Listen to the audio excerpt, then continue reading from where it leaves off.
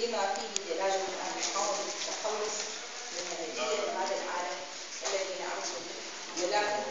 حتما سيكون ذلك أيضا البداية كما جاء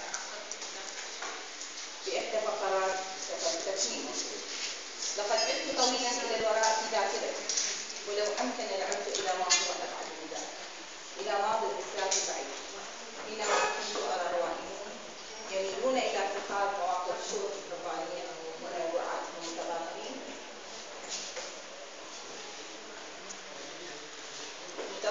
بالإدراك الكامل لحياة الإنسان بذلك يستطيعون حاجة الكائن مثل ما يستطيع الله ذاته أن يفعل. فنحن إذا رجل يكتب قصة إنها قصة رجل ليس مختلفا ولا مقابل من المثالية ولا بالتالي شخص غائب، بل هي قصة كائن حساس عايش ومن لحم ودم، ولكن ما يتشكل منه الكائن البشري الحي الحقيقي يبدو أقل إمكانية للترجمة.